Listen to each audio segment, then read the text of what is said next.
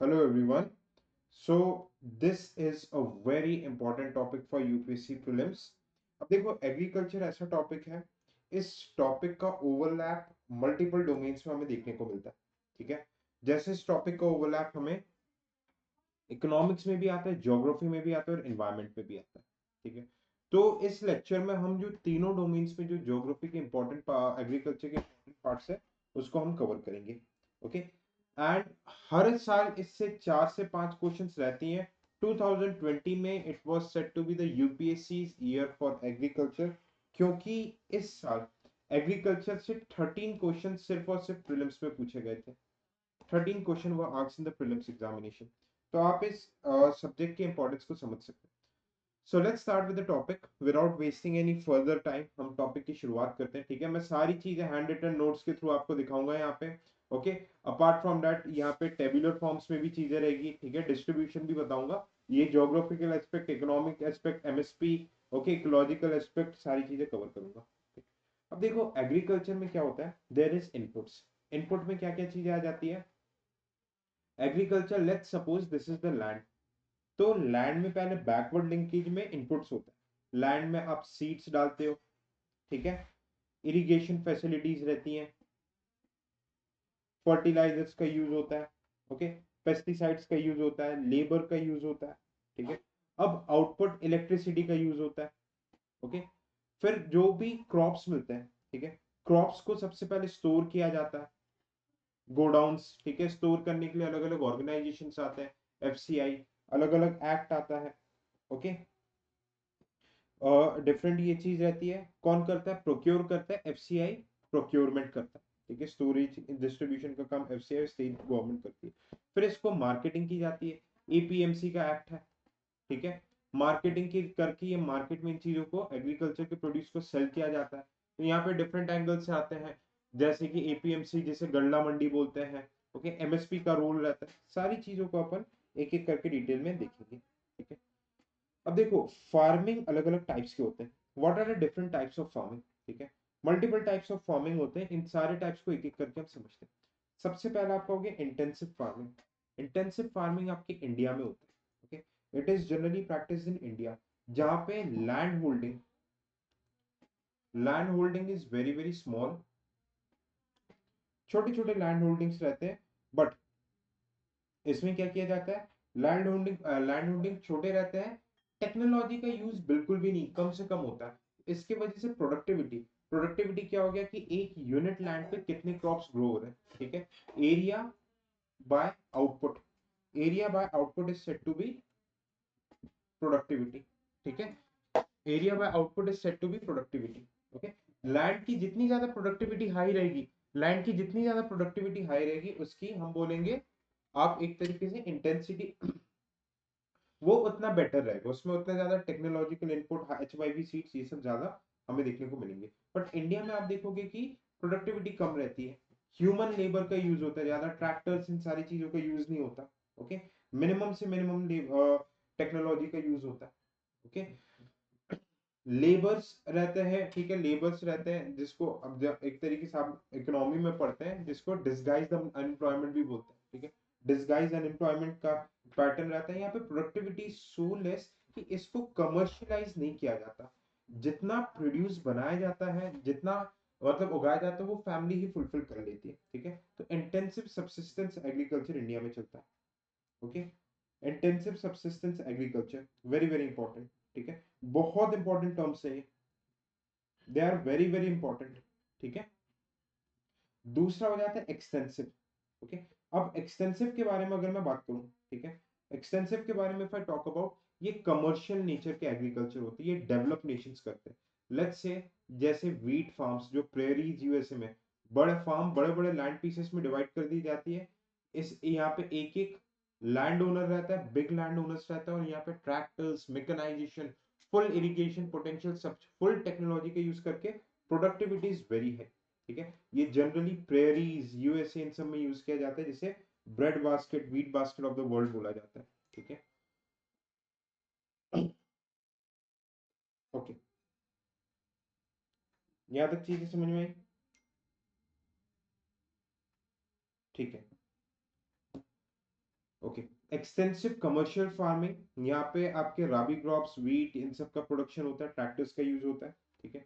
अब एक और होता है mixed farming. Okay, what is mix farming?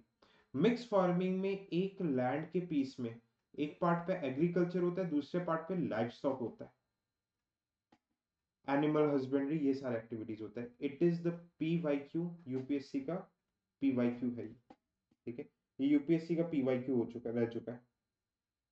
बात समझ पा रहे हो? ओके। और जो नेक्स्ट टाइप की फार्मिंग रहती है, it is dryland farming. Dryland farming में रेनफॉल 75 सेंटीमीटर से कम होता है, generally deserts and rain shortage, water shortage वाले एरिया में होता है, ठीक है। यहाँ पे हम श्री अन्न ग्रो करते हैं, ठीक है। श्री अन्न जैसे कि आपका डिफरेंट टाइप के जो हो जाते हैं ना, what we see, what we call, जो मिलेट्स, ज्वार बाजरा रागी, इन सब का प्रोडक्शन होता है। क्लियर? क्या यहाँ तक चीजें समझ में आ रही है? बहुत इंपॉर्टेंट चीज है, ठीक है। हाँ, सारी चीजें बताऊंगा, cropping intensity, organic farming, okay. Everything would be everything would be clear to you. सारे ऑर्गेनाइजेशन, सारे बॉडीज, सब आज इस सेशन के बाद आपको कहीं पे भी किसी भी टाइप की दिक्कत नहीं आएगी, ये मेरी गारंटी है, ठीक है। This is my personal guarantee. Mulching, ठीक है, मल्चिंग, DRS, SRI, सारे zero budget, natural farming, organic farming, देखो साथ साथ बताते हुए चलता हूँ, ठीक है। अब देखना, ये different type of farming practice हो गए, ठीक है, डिफरेंट टाइप ऑफ फार्मिंग हो गया। अब लैंड यूज में भी रहता है, ठीक है। डिफरेंट टाइप के क्रॉपिंग के टेक्निक्स भी रहते हैं, there are different type of cropping techniques as well, ठीक है। इसको आगे अपन मिसलेनियस में, इंटीग्रेटेड फार्मिंग, मिक्स फार्मिंग, इन सब चीजों को आगे अपन मिसलेनियस सोर्सेस में डेवलप करेंगे। अभी जस्ट हम बेसिक से एडवांस की तरफ चल रहे हैं, तो बेसिक्स में आपको बस अभी सिर्फ यही चीजें पता रखनी है, ठीक है। Moving forward, okay. अब ये कुछ कुछ फार्मिंग के मेथड्स होते हैं, there are certain methods of farming, ठीक है। सबसे पहले क्या हो जाता है? टिलेज, ठीक है। टिलेज मतलब simple disturbance in soil. Land piece है, आप लैंड को एकदम ही डिस्टर्ब नहीं कर रहे हो, ठीक है, तो इसको हम जीरो टिलेज बोलते हैं। We call it as zero tillage, ठीक है। जीरो टिलेज मतलब आप इसमें किसी टाइप का फावड़ा, आप कुछ भी फर्टिलाइजर का इनपुट नहीं दे रहे हो, ठीक है, आप इसमें कुछ भी ट्रैक्टर नहीं चला रहे हो, तो it is said to be zero tillage, है ना। जीरो टिलेज फार्मिंग बोलते हैं, ये एक तरीके का कंजर्वेशनल एग्रीकल्चर प्रैक्टिसेस में भी आता है। कंजर्वेशनल एग्रीकल्चर प्रैक्टिसेस में भी ये चीज आ जाती है, ठीक है। पर इसमें क्या हो जाता है भाई, देखो, आप अगर लैंड को क्लीन नहीं करोगे, एज इट इज रख दोगे, तो वीड जमने लग जाएगी, उसको रिमूवल का कॉस्ट बहुत हाई आएगा, ठीक है। बट कंजर्वेशन एग्रीकल्चर से क्या होता है, लैंड की नेचुरल फर्टिलिटी, लैंड की जो नेचुरल फर्टिलिटी रहती है वो एक तरीके से मेंटेन रहती है, ठीक है। अब क्या रहता है टिलेज, मतलब आप सॉइल को डिस्टर्बेंस कर रहे हो, आप सॉइल में रिमूवल कर रहे हो, जैसे डीप टिलेज होता है। टिलेज करना क्यों जरूरी है? आप लैंड के पीसेस को यहाँ पे होल्ड कर देते हो, यहाँ पे फावड़ा चलाते हो, ट्रैक्टर चलाते हो, ताकि प्रॉपर वे में इसमें न्यूट्रिशंस आपस में मिक्स हो सके और प्रॉपर वे में एरिएशन हो सके, हवा अच्छे से मिक्स हो सके, ऑक्सीजन सप्लाई हो सके, ठीक है। फिर वीड रिमूवल इन सब के लिए भी बहुत ज्यादा इंपॉर्टेंट रहता है, ओके। बट टिलेज से क्या होता है, आप अगर डिस्टर्बेंस सॉइल में कर रहे हो, तो सॉइल के अंदर जो ब्राउन कार्बन टैप्ड रहता है, ब्राउन कार्बन रिलीज हो जाता है, और ब्राउन कार्बन एटमॉस्फेयर में जाके ऑक्सीजन के साथ मिलकर क्या बनाता है?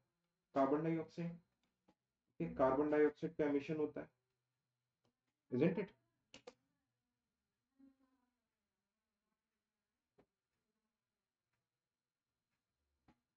ठीक है, ओके। अब सेकेंड टाइप का एक मेथड होता है लैंड का मतलब फार्मिंग का, जिसको हम जनरली यूज करते हैं, it is said to be mulching, okay. Mulching में क्या होता है? What's there in mulching? ठीक है, मल्चिंग में क्या रहता है, let's say it is a land, land के ऊपर टॉप सॉइल में आप क्या करोगे, ठीक है, किसी भी ऑर्गेनिक मैटर, लेट्स से बड़ा सा लीफ हो गया, कोई ऑर्गेनिक बोरा टाइप का हो गया, क्लॉथ वगैरह आपने रख दिया, ताकि सॉइल का जो नेचुरल मॉइस्चर है, नेचुरल जो सॉइल की जो फर्टिलिटी रहती है, वो मेंटेन रह सके। The natural fertility and moisture of soil is maintained. बात समझ में आ रही है? ठीक है, ये एक तरीके से कार्बन सिंक भी रहता है and it is a type of sustainable farming. ये बहुत सस्टेनेबल नेचर का फार्मिंग होता है. ठीक है, तो बेसिकली सोइंग की जाती है, इनपुट्स आते हैं, फिर हार्वेस्ट होता है. It is a type of a supply chain. अब देखो ये इनपुट्स में ही ये डिफरेंट टाइप के टिलेट्स एंड मल्चिंग के डिफरेंट टाइप के आपके प्रोसीजर्स आ जाते हैं. अब हार्वेस्ट में अगर आप इंटेंसिव फार्मिंग हो रही है, इंटेंसिव फार्मिंग हो रही है तो हैंड लेबर, ह्यूमन लेबर करेगा. और अगर एक्सटेंसिव फार्मिंग हो रही है, ठीक है, तो एक्सटेंसिव फार्मिंग में क्या हो जाएगा, मैकेनाइज्ड ट्रैक्टर्स की यूज होंगे. Tractors would be used. Clear? Okay, अब एक एक करके अपन इनपुट्स के बारे में बात करते हैं. इनपुट्स के बारे में बात करेंगे, इरिगेशन के बारे में बात करेंगे, सारी चीजों के बारे में. देखो, इनपुट्स में सबसे पहले हम बात करेंगे सीड्स के बारे में. ओके, इंडिया में जो plant varieties and protection act, ठीक है, हमारे यहाँ पे seed replacement ratio is very less. Okay, what is seed replacement ratio?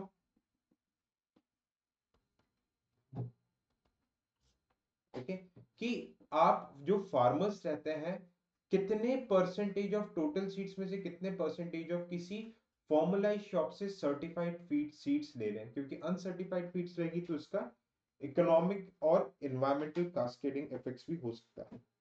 ठीक है, ओके. तो सीड्स आपका क्या करती है, जनरली वैल्यू एडिशन करती है, आपके प्रोडक्टिविटी को बढ़ाती है. जो आप लोगों ने एक कमेटी का नाम सुना होगा, अशोक दलवाई कमेटी. अशोक दलवाई कमेटी का रिकमेंडेशन क्या था कि फार्मर की इनकम को डबल करना बाय 2022. तो प्रोडक्टिविटी बढ़ने से ये चीज होगी. ठीक है, तो देखो जो ग्रीन रेवोल्यूशन आने के बाद HYV सीड्स को यूज किया जाता है प्रोडक्टिविटी. ठीक है, हाइब्रिड सीड्स को यूज किया जाता है और जीएम क्रॉप्स को यूज किया जाता है. GM crop science and technology में, बायोटेक्नोलॉजी में बहुत अच्छे से बताया मैंने. ठीक है, अब जीएम क्रॉप्स का देखो, जीएम क्रॉप्स क्या रहते हैं, ये जेनेटिकली मॉडिफाइड क्रॉप्स रहते हैं. जैसे कि बीटी कॉटन, एक एग्जांपल के तौर पे दे रहा हूँ, बीटी कॉटन. बीटी कॉटन में क्या किया जाता है, what's done in the BT cotton, soil bacteria के जीन्स को निकाल के कॉटन में रखा जाता है ताकि cotton crop becomes resistance to the pest और बुलवर्म अटैक. ये मेन मोटिव रहता है जीएम क्रॉप्स का. अब ये आप मतलब लिविंग बीइंग्स के जीन्स के साथ छेड़खानी कर रहे हो. ठीक है, तो ये it can be dangerous to nature also. अगर ये गलत लोगों के हाथ में लग गई तो इसके थ्रू बायोलॉजिकल वेपन्स भी बनाए जा सकते हैं. तो इसका रेगुलेशन होता है एनवायरमेंट प्रोटेक्शन एक्ट 1986 में. ये चीजें रेगुलेट होती है जीएम क्रॉप्स. और अगर इसका जो फाइनल अप्रूवल होता है, फाइनल अप्रूवल कौन देता है कि भाई जीएम क्रॉप्स है, लेट्स से किसी कंपनी ने डेवलप किया, बीटी कॉटन डेवलप किया, अब उसको पूरे मार्केट में कमर्शियलाइज करना है कि नहीं, ये फाइनल अप्रूवल जीईएसी देता है, genetic engineering approval committee, ministry of environment forest and climate change के अंदर आता है. 2016 का PYQ. Okay, it is the PYQ of 2016.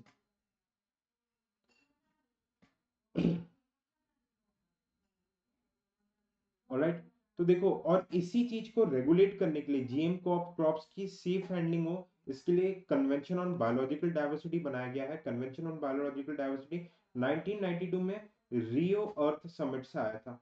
बाकी दो चीजें UNFCCC और UNCCD एनवायरमेंट पे हमने देखा है. ओके, अब सीबीडी के अंदर दो प्रोटोकॉल्स हो गए थे, एक नगोया प्रोटोकॉल और एक कार्टजेना प्रोटोकॉल. कार्टजेना प्रोटोकॉल का मेन मोटिव क्या था कि ये जो लिविंग मॉडिफाइड ऑर्गेनिजम्स, जो जेनेटिक इंजीनियरिंग से जो सीड्स ये सब बनाई जा रही है, इनका सेफ हैंडलिंग हो, इसका इसका पोटेंशियल मिसयूज ना हो, ताकि इकोलॉजिकल और एनवायरमेंटल डैमेज हो. ठीक है, अब देखो इसमें इंडिया जैसे कंट्री में इशू क्या होता है कि जीएम क्रॉप्स जो बनाए जाते हैं इसके ऊपर कई बार पेटेंट, ठीक है, आईपीआर के इश्यूज आते हैं. There are lot of IPR and patenting issues on it. बात समझ में आ रही है? ठीक है, तो इसी से रिलेटेड एक बहुत बड़ा साइंस एंड टेक्नोलॉजी, देखो साइंस एंड टेक्नोलॉजी भी टच होती है. ठीक है, अब देखो जैसे इसमें क्या करती है, बड़ी बड़ी कंपनीज क्या करती है, जो फार्मर्स को सीड दे रही है वो टेक्निक्स लगाती है, जैसे traitor technology, terminator technology. Terminator technology मतलब सीड 3 से 4 बार यूज के बाद से ये सीड की प्रोडक्टिविटी खत्म हो जाएगी, तो फार्मर्स को वापस से कंपनी के पास सीड खरीदने जाना पड़ेगा। ठीक है, ट्रेडर टेक्नोलॉजी क्या होता है, फार्मर्स सीड तो खरीद लेते हैं, बट जब तक कि उसमें अगर कोई दूसरे केमिकल्स ना लगाओ तो सीड्स के थ्रू प्रोडक्टिविटी नहीं आ पाती, ग्रोथ नहीं होती। तो इन सारे एक्टिविटीज को इंडियन पेटेंट एक्ट के अंदर बैन किया गया है। ठीक है, ओके। बाकी जो जीएम क्रॉप्स की जो सारी चीजें हैं, all the things related to GM crops, जैसे कि बीटी कॉटन, जीएम मस्टर्ड, ठीक है धरा, ये सारी चीजें मैं आपको डिटेल में बायोटेक्नोलॉजी के सेशन में होगा। Okay, okay. Now what are this hybrid seeds में अगर अपन देखेंगे, हाइब्रिड सीड्स क्या होते हैं? ठीक है, ये क्रॉस पॉलिनेशन से होता है, it occurs due to cross pollination. Okay, simple form of asexual reproduction होता है। बात समझ में आई? ठीक है, अब इसी से रिलेटेड देखो बहुत सारे टर्म्स चल रहे हैं। आप देखोगे कि सीड से रिलेटेड अब ये जेनेटिक इंजीनियरिंग की मदद से और भी टर्म्स चलते हैं, बायो फोर्टिफिकेशन, फूड फोर्टिफिकेशन। ठीक है, इन सारी चीजों को अपन करंट अफेयर्स में देखेंगे। नेक्स्ट इनपुट की अगर मैं बात करूं, the next input is irrigation. The next input is irrigation. Okay, अब इंडिया में देखो सबसे बड़ी प्रॉब्लम क्या है, जो रेनफॉल जो यहाँ पे हमारे यहाँ पे इरिगेशन है। ठीक है, इरिगेशन हमारे यहाँ पे क्या है, मेनली 60% रेन फेड है, मॉनसून। तो देखो जब भी क्या होता है कि एल नीनो ईयर आता है, नेगेटिव इंडियन ओशन डायपोल होता है, तो भाई हमारा मॉनसून क्या हो जाता है, मॉनसून फेल्स। अब मॉनसून फेल होता है तो एग्रीकल्चर फेल हो जाता है, तो फार्मर सुसाइड होते हैं, माल न्यूट्रिशन होता है, आउट माइग्रेशन होता है, और पूरी की पूरी इकोनॉमी एक पॉवर्टी के विशेष साइकिल में फंस जाती है। ठीक है, तो इसी चीज के लिए देखो इंडिया में there are different techniques of irrigation. India में जो इरिगेशन सबसे ज्यादा करवाया जाता है, आपको क्या याद रखना है, सबसे ज्यादा कैनल्स के थ्रू होता है। फिर आपका क्या होता है, टैंक्स और ट्यूबवेल।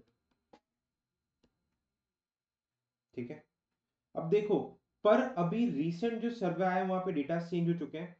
सबसे ज्यादा इंडिया में आज के डेट में इरिगेशन जो होता है, ठीक है, सबसे ज्यादा इरिगेशन होता है वो ट्यूबवेल्स के थ्रू होता है। ओके, ट्यूबवेल्स मतलब कुएं।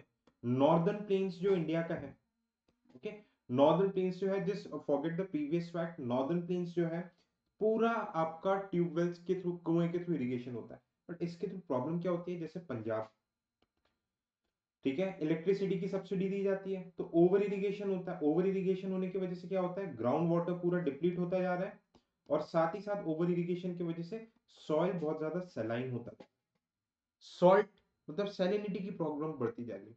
अब सॉइल में सैलिनिटी बढ़ती जा रही है तो it is not becoming suitable for agriculture. Punjab में ये चीज बहुत ज्यादा कॉमन हो चुकी है। एक टाइम पे जो एरिया, एक टाइम पे जिस रीजन को सबसे बेस्ट माना जाता था एग्रीकल्चर, इरिगेशन, इन सब के पर्सपेक्टिव से ले, ओवर इरिगेशन से ये चीजें पूरी तरीके से खराब हो चुकी है। इसी के सॉल्यूशन में गवर्नमेंट ने क्या निकाला, PM Kusum scheme. Kusum scheme में क्या, सोलर पंप्स दिए जाएंगे फार्मर्स को, और इन सोलर पंप्स के थ्रू, समझना मेरी बातों को बहुत ध्यान से, सोलर पंप के थ्रू इरिगेशन किया जाएगा। अब solar energy as compared to thermal energy slow होती है और रिन्यूएबल भी होती है, तो गवर्नमेंट की एक तीर से तीन चार निशाने हो रहे हैं। कैसे, सबसे पहले जो कोल के ऊपर डिपेंडेंसी थी वो खत्म हो जा रही, तो हमारा जो इंटरनेशनल टारगेट था, हमारा पंच अमृत का जो टारगेट है कि इंडिया को नेट जीरो होना 2070 तक, वो फुलफिल करने में मदद करेगा। ठीक है, अब सोलर पंप आएगा तो स्लो रेट पे ग्राउंड वाटर का एक्सट्रैक्शन होगा, तो ग्राउंड वाटर भी कंजर्व होगा। It is a renewable source of energy, जिसमें जो किसान रहेगा वो खुद इलेक्ट्रिसिटी बना सकता है और एक्स्ट्रा इलेक्ट्रिसिटी को सेल करके इनकम भी कर सकता है। तो फार्मर्स की इनकम डबल करने के जो अशोक दलवाई की जो रिकमेंडेशन थी कमेटी, वो भी फुलफिल हो सकती है। ठीक है, ओके। पर हाँ ठीक है, हमने ट्यूबवेल देखा, अब हम कैनल्स के बारे में देख लेते हैं। देखो कैनल्स होता बहुत अच्छा, बट कैनल्स में बहुत इश्यूज होते हैं। What are the issues in canals, canals में आप देखोगे कि प्लेन टेरेन चाहिए, माउंटेन डेजर्ट इन सब में बहुत मुश्किल होता है बनाना, माउंटेन में आप बना ही नहीं सकते। फिर इसमें लैंड एक्विजिशन की चीज आती है, भाई किसी का भी लैंड एक्विजिशन हुआ, लैंड रिकॉर्ड्स हमारे प्रॉपर्टी नहीं है, जुडिशियल लिटिगेशन चला जाता है, तो करोड़ों रुपए जिस प्रोजेक्ट में लगे हुए हैं वो होल्ड हो जाते हैं जुडिशरी, क्योंकि अपने हिसाब से टाइम लेती है। ठीक है, फिर वाटर लॉगिंग कंडीशंस होता है, इवेपोरेशन हो जाता है, ओके, सॉइल इरोजन की प्रॉब्लम होती है, वेजिटेशन जैसे कि क्या होता है, देखो कैनल्स की वजह से सबसे बड़ी प्रॉब्लम क्या है कि वेजिटेशन क्लियर करना पड़ता है। जैसे लेट्स सपोज मध्य प्रदेश में एक बेतवा रिवर है, ये केन रिवर है, केन बेतवा जो लिंक बनाया गया है कि बुंदेलखंड का जो रीजन था, बुंदेलखंड के रीजन पे इरिगेशन करवाया, ओके। तो पर सबसे बड़ी प्रॉब्लम क्या हो गई, बुंदेलखंड के रीजन पे इरिगेशन कराने के लिए इस एरिया में जो पन्ना टाइगर रिजर्व था, पन्ना टाइगर रिजर्व को पूरे तरीके से सबमर्ज करना पड़ा, ठीक है। मतलब वाइल्ड लाइफ के साथ भी वाइल्ड लाइफ वगैरह बहुत सारे इश्यूज आते हैं, ठीक है। अब अगला आ जाता है टैंक। टैंक साउथ इंडिया में होता है क्योंकि यहाँ पे ग्राउंड वाटर का स्टोरेज पॉसिबल नहीं होता, हार्ड क्रिस्टलाइन रॉक स्ट्रक्चर है, हार्ड क्रिस्टलाइन पेनिनसुलर प्लेटो है, ठीक है। बट इसमें देखो maintenance cost is very high, storage cost, ये सब बहुत इश्यूज आते हैं, इसके लिमिटेशन है। तो इसके लिए, ठीक है, इसके लिए कुछ कुछ सॉल्यूशंस निकाले गए, ठीक है। What are the solutions, the micro irrigation techniques.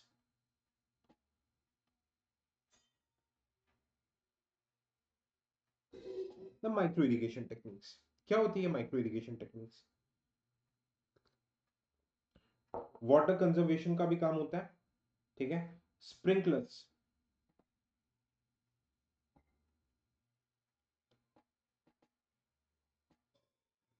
Sprinklers, ठीक है। स्प्रिंकलर्स क्या रहते हैं, ये छोटे छोटे फाउंटेन जो ऐसे चारों डायरेक्शन में घूमते रहते हैं। आप देखोगे कई बार खेतों में जाते हो एक फुवारे फाउंटेन टाइप का घूमता रहता है, they are said to be sprinklers, okay. Drip irrigation,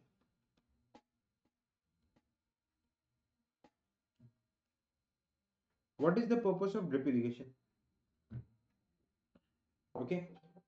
drip irrigation में क्या होता है, देखना, डायरेक्ट लेट्स से प्लांट्स है, प्लांट्स की रूट्स में डायरेक्टली वाटर को इंजेक्ट किया जाता है थ्रू सिरिंज, ये इजरायली टेक्निक है, ठीक है। सिरिंज, और इस वाटर में क्या होता है, वाटर में मिनरल्स ये सब डिसॉल्व फॉर्म में रहते हैं, तो वाटर का वेस्टेज बहुत ही कम होता है, सॉइल इरोजन ये सारे प्रॉब्लम, वीट फॉर्मेशन ये सारे प्रॉब्लम से बच जाते हैं, ठीक है, okay.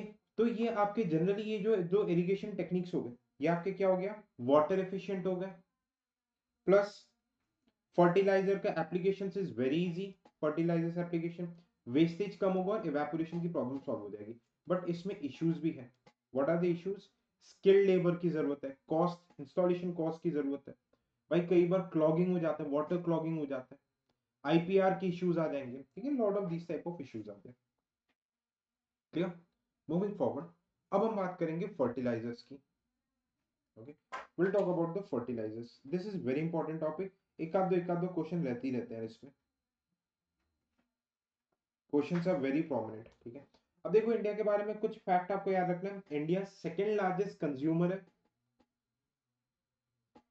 Okay, third largest producer and importer भी है, ठीक है। देखो 8 कोर इंडस्ट्रीज का जो वेटेज निकलते हैं इकोनॉमी में पड़ते हैं, उसमें फर्टिलाइजर्स भी आता है, okay, it also comes in 8 core industries,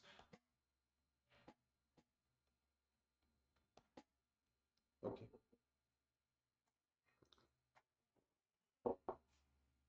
अच्छा, अब ये चीज देखो, लेट्स टॉक अबाउट, सबसे पहले हम बात करेंगे प्राइमरी फर्टिलाइजर्स, जो प्राइमरी सॉइल के प्राइमरी कॉन्स्टिट्यूएंट होते हैं, ठीक है। NPK, nitrogen, phosphorus and potash, ठीक है, इसके फर्टिलाइजर्स होते हैं। अब ठीक है, इनके फर्टिलाइजर्स के बारे में अपन समझते हैं, पहले इनके फर्टिलाइजर्स के बारे में समझ लेते हैं। देखो यूरिया, यूरिया नाइट्रोजन का फर्टिलाइजर होता है, ओके। DAP, di ammonia phosphate, okay, di ammonia, DAP stands for di ammonia phosphate,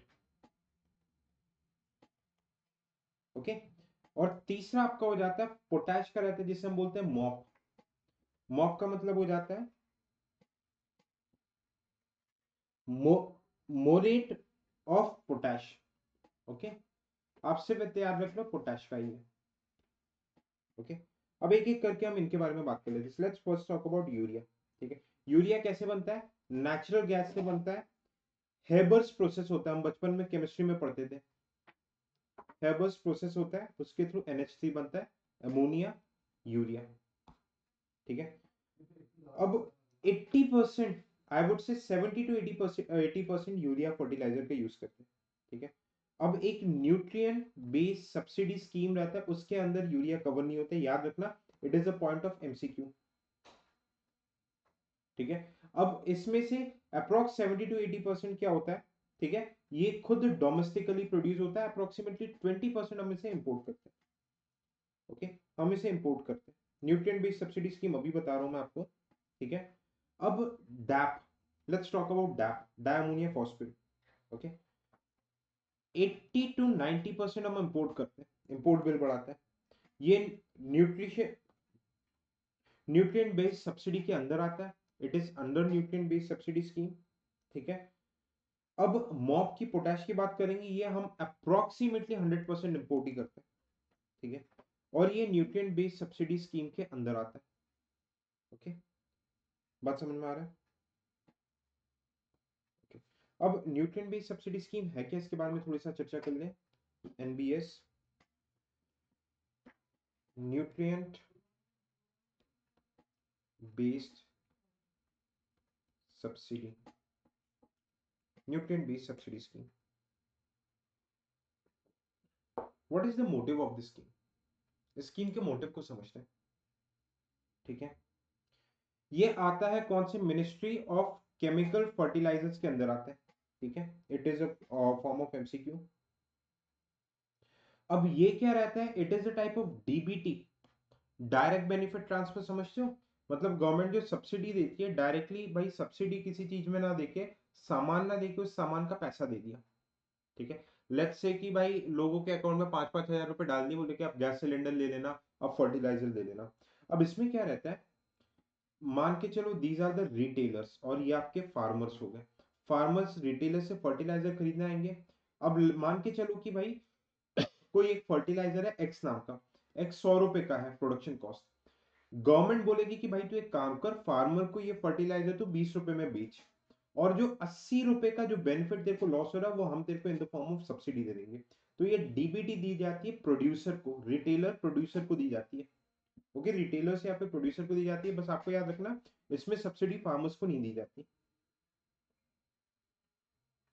ठीक है, अब सब्सिडी किस बेसिस में प्रोवाइड की जाती है, it is provided on the basis of amount of nutrients, कितना परसेंटेज ऑफ न्यूट्रिएंट्स है, NPK, सल्फर, ठीक है, माइक्रो मैक्रो न्यूट्रिएंट्स के बेसिस पे दिए जाते हैं। ठीक है, 22 फर्टिलाइजर्स में दिया जाता है। MCQ के लिए इंपॉर्टेंट क्या है कि यूरिया इसके अंदर नहीं आता है, क्योंकि यूरिया का जो रेट रहता है वो कौन रेगुलेट करता है, it is regulated by government. In NBS में जो दूसरे फर्टिलाइजर्स के रेट को गवर्नमेंट रेगुलेट नहीं करता। बात समझ में? ओके, अब अपन दूसरे मैक्रो न्यूट्रिशंस को देख लेते हैं। देखो मैक्रो न्यूट्रिशंस में आ जाते हैं कैल्शियम, मैग्नीशियम, सल्फर, NPK भी आते हैं, और माइक्रो जो कि कम मात्रा में पाए जाते हैं सॉइल में, जिंक, आयरन, बोन्स, ये सब होते हैं। ठीक है, बस कुछ नाम याद रख लेना, MCQs के लिए दे आर इंपॉर्टेंट। ओके, थोड़ा लंबा लेक्चर होने वाला है, बट यार एग्रीकल्चर आपका पूरा पूरा खत्म हो जाएगा इसके बाद, आपको कोई टेंशन नहीं होगी। क्लियर? फर्टिलाइजर्स के बारे में बात कर ली अपन ने।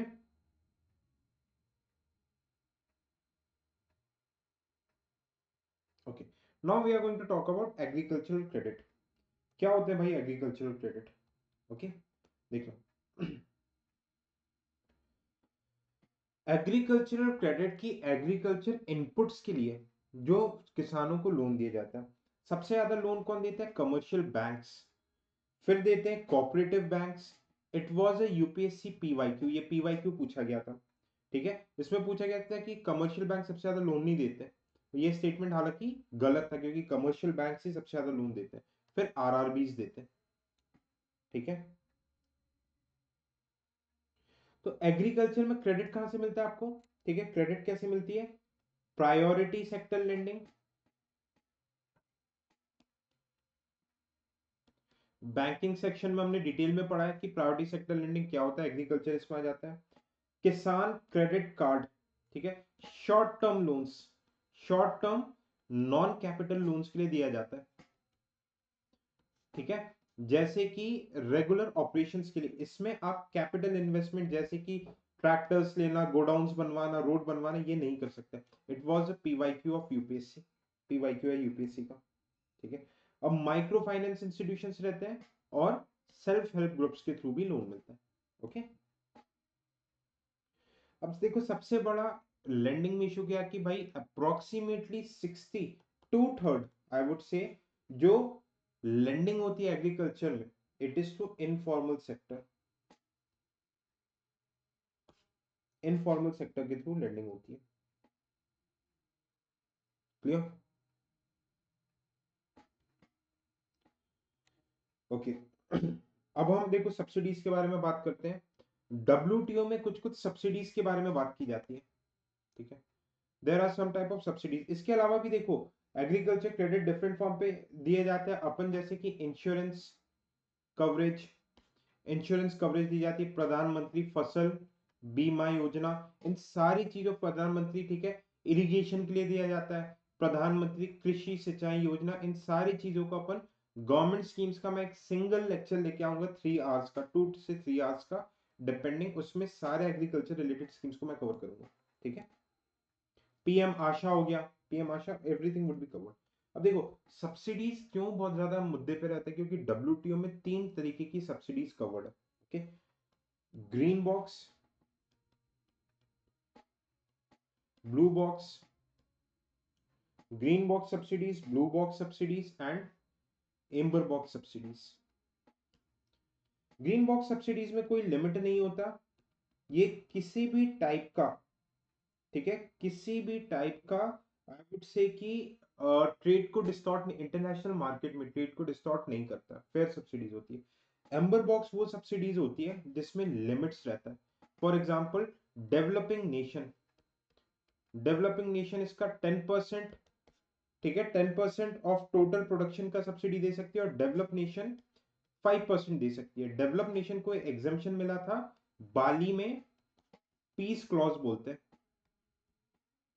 ठीक है। ये भी पीवाईक्यू है और दिस इज पीस क्लॉज भी पीवाईक्यू है, ठीक है। और इसके ऊपर डेवलप्ड और डेवलपिंग नेशन लड़ते रहते हैं, और इन्हीं के बीच में आते हैं ब्लू बॉक्स बॉक्स सब्सिडी। इसमें भी प्रोडक्शन में कोई लिमिट नहीं होता, जैसे पीडीएस वगैरह ये सब हो गया, बट ठीक है, बट ये भी फ्री ट्रेड को डिस्टॉर्ट करता है। सिर्फ और सिर्फ ग्रीन बॉक्स सब्सिडीज ऐसी रहती है जो कि फ्री एंड फेयर ट्रेड को डिस्टॉर्ट नहीं करती है। बात समझ में आई? Okay, moving forward.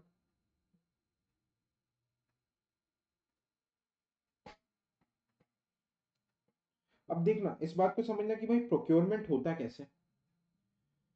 प्रोक्योरमेंट का मतलब क्या रहता है कि एग्रीकल्चर से, लेट्स से फार्मर से लेके ग्रेन्स ले लिया, गेहूं और चावल ये सब ले लिया, अब इनको रख के डिस्ट्रीब्यूट कैसे किया जाएगा, okay. Let's say this is the farmer, government procure करती है, और गवर्नमेंट इस चीज के लिए फार्मर को एमएसपी देती है, या फिर मार्केट में भी डायरेक्ट बेच सकता है, ठीक है, मार्केट में भी डायरेक्ट बेच सकता है farmer, okay. He can also directly sell to the market, और गवर्नमेंट लेती है। कोऑपरेटिव फार्मिंग में, कॉर्पोरेट फार्मिंग में डायरेक्ट लेता है। देखो गवर्नमेंट पे सेंटर की तरफ से food corporation of India procure करता है, ओके, और स्टेट गवर्नमेंट भी प्रोक्योर करती है, सेंटर सपोर्ट करता है इसको, ओके। अब स्टोर किया जाता है वेयर हाउस, वेयर हाउस या फिर कोल्ड स्टोरेज, जो जो पेरिशेबल आइटम्स रहते हैं, टमाटर भिंडी हॉर्टिकल्चर वाले जो सड़ने वाले रहते हैं, उनको कोल्ड स्टोरेज, एक बड़ा फ्रिज मान लो, वहां पे स्टोर की जाती है चीजें, ठीक है। अब यहां से क्या होता है, देखो कोल्ड स्टोरेज से वेयर हाउसेस में क्या होता है, वेयर हाउसेस में इसको रख दिया जाता है, ठीक है। अब इसके लिए एक ईयर e national warehouse receipt मिलती है, और इस रिसिप्ट को आप स्टॉक मार्केट में भी ट्रेड कर सकते हो, ट्रेड कर सकता है फार्मर्स, मतलब रसीद दे दी कि भाई मेरा माल यहाँ पे रखा हुआ है, ठीक है। इसको कोलैटरल रख के लोन भी ले सकता है फार्मर्स। बट जो अगर कोल्ड स्टोरेज रहता है, कोल्ड स्टोरेज को क्या किया जाता है, ट्रांसपोर्ट किया जाता है, ठीक है, कोल्ड स्टोरेज, ठीक है। और यहां से देखो वेयर हाउसेस से भी ट्रांसपोर्ट किए जाएंगे, ओके, और ट्रांसपोर्ट से रिटेलर्स के पास जाके डिस्ट्रीब्यूट होता है, ओके, मार्केटिंग होता है, मार्केटिंग होती है, एपीएमसीज में जाते डिस्ट्रीब्यूट होते हैं, एपीएमसी भी बताऊंगा, ठीक है। अब सबसे पहले अपन देख लेते हैं एक चीज, नहीं तो आपको टेंशन हो जाएगी, एमएसपी क्या होता है। MSP is a minimum support price. Let's say farmer है, फार्मर अगर वीट बेच रहा है मार्केट में, और अगर मार्केट में उसका वीट सेल नहीं हो रहा, तो उसकी एक फेयर प्राइस रहती है, लेट्स से 20 रुपए केजी। एग्जाम्पल दे रहा हूं भाई, फार्मर मार्केट में बेच रहा है कि भाई वो कोशिश कर रहा है कि 25 रुपए में बिक जाए, पर बिका नहीं, तो 20 रुपए के आसपास आएगी, गवर्नमेंट इस फार्मर से इसे खरीद लेगी ताकि फार्मर को लॉस किसी टाइप का ना हो। इस मिनिमम प्राइस को क्या बोलते हैं? Minimum support price. और इसी के ऊपर यूपीएससी 2018 का पीवाईक्यू है। ठीक है, अब ये जो 20 रुपए जो प्राइस रिकमेंड कौन करते हैं? Who recommends this price? The price are recommended by CACP, ये मिनिस्ट्री ऑफ एग्रीकल्चर के अंदर आता है, commission for agriculture cost and pricing, CACP करके है। और CACP को कौन बोलता है? ठीक है, CACP ने प्राइस रिकमेंड कर दी, पर ये सिर्फ रिकमेंड करता है। किसको रिकमेंड करेगा? Cabinet committee of, cabinet committee on economic affairs, ये फाइनल MSP को लागू करती है। ठीक है, they finally follows the MSP technique. Okay, currently कौन से मेथड? अब MSP कैलकुलेट करने के दो मेथड होते हैं। करेंटली कौन सा मेथड होता है? A2 plus FL method. Okay, क्या होता है A2 का मतलब? क्या हो गया? What is the meaning of A2? कि जो भी एक्सपेंडिचर ऑन इनपुट्स हो रहा है, ठीक है, जैसे ट्रैक्टर लेने में, इरिगेशन में, सीड्स लेने में, जो भी एक्सपेंडिचर, प्लस FL क्या हो गया? FL हो गया फैमिली लेबर। फैमिली लेबर के प्राइस को भी जो फॉरगोन नहीं होने देते, इंक्लूड किया जाता है। इसका 50%, इन दोनों का 50%। ओके, बट सेकेंड मेथड जिसको C2 मेथड बोलते हैं,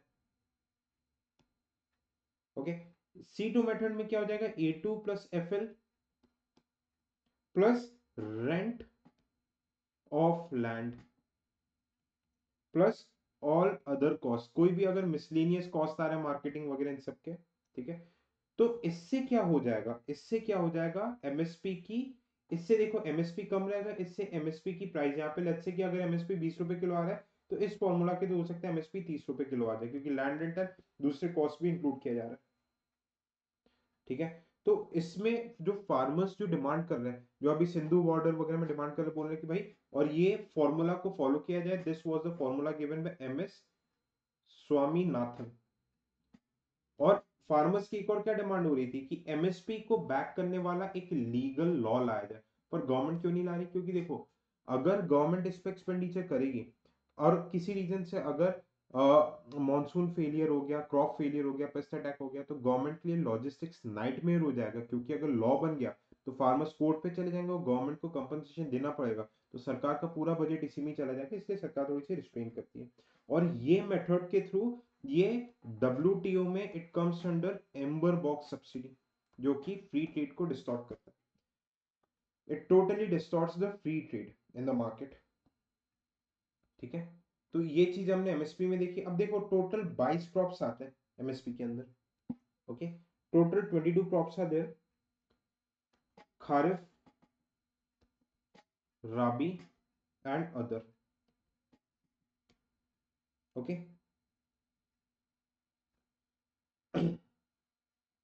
देखो, खारिफ में क्या आ जाएगा? ज्वार, बाजरा, रागी, मिलेट्स आ जाएंगे। ठीक है, पैडी स्टेपल क्रॉप में जो हम खाते हैं वो क्या आ जाता है? पैडी मतलब राइस, एंड मेज स्टेपल में आ जाएगा। ओके, पल्सेस आ जाएंगे। पल्सेस में कौन कौन से आ जाएंगे? मूंग, उड़द, अरहर, तुर दाल आ जाएगा। ओके, ग्राउंड नट्स में क्या क्या आ जाएंगे? ठीक है, सॉरी, ऑयल सीड में, ऑयल सीड्स में क्या क्या आ जाएंगे? Soybean, sunflower, sesamum and ground nut. इसके अलावा कॉटन और नाइजर सीड्स भी आते हैं। ओके, नाइजर सीड्स के ऊपर 2022 में पीवाईक्यू पूछा गया, 22 से 23 में। ओके, राबी क्रॉप्स में क्या आ जाएगा? ओके, मिलेट्स तो देखो आते नहीं है राबी क्रॉप्स में। स्टेपल में कौन कौन से आ जाएंगे? Wheat and barley. पल्सेस में कौन से आ जाएंगे? Gram and lentils. ठीक है, इनको याद रख लेना प्रॉपर वे में। Mustard, okay. और फिर ऑयल सीड्स में कौन से आ जाएंगे, मस्टर्ड, सरसों and rapeseed, mustard and rapeseed, okay. इसके अलावा अदर में कमर्शियल क्रॉप्स आते हैं, कमर्शियल क्रॉप्स में जूट एंड कोपरा। हालांकि जूट भी आपका खारिफ का ही पार्ट हो गया, जूट भी आपका खारिफ में ही आ जाता है, ठीक है। खारिफ एंड रबी के बीच में डिफरेंस बताऊंगा अभी मैं,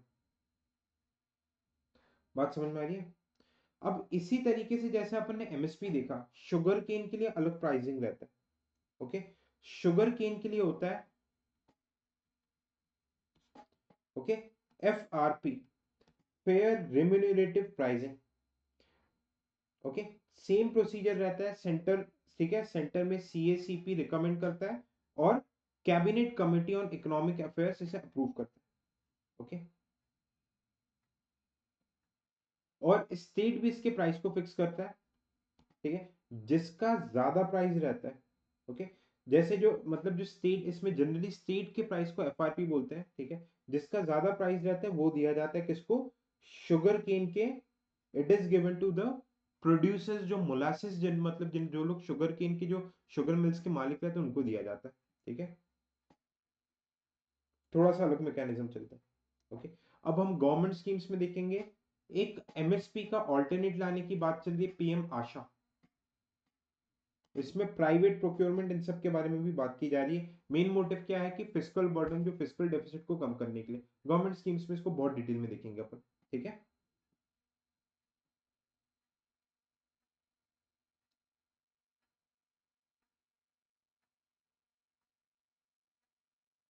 ओके, मार्केटिंग, ठीक है। एक तो आपका इनफॉर्मल मार्केटिंग हो गया, एक आपका हो गया farmer producer organisation, FPOs, okay. Farmer producer organisation, just a minute. अब देखो, फार्मर प्रोड्यूसर ऑर्गेनाइजेशंस का काम क्या रहती है, फार्मर्स का ही एक कोऑपरेटिव सोसाइटी रहता है। जो इसमें से जो लीडर्स रहते हैं ये फार्मर्स के ही, मतलब थोड़े प्रिविलेज फार्मर्स रहते हैं। ये कलेक्टिव विलेज में, कलेक्टिव एरिया में, मतलब फार्मिंग प्रोडक्ट्स को क्या करता है, मार्केटिंग करता है, ठीक है। दूसरा एक गवर्नमेंट का अरेंजमेंट हो गया ई नैम, रफ्तार पंजाब में जिसे हम बोलते हैं। ई नैम एक ऑनलाइन मार्केट का पोर्टल है, पूरा पैन इंडिया मार्केट का पोर्टल है, okay. Pan India digital market portal.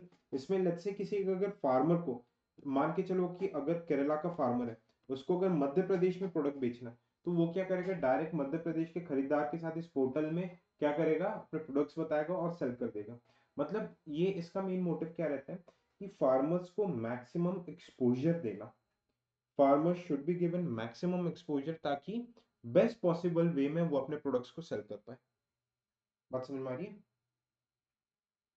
ठीक है। और एक होता है कोऑपरेटिव मार्केटिंग के लिए नैफेड,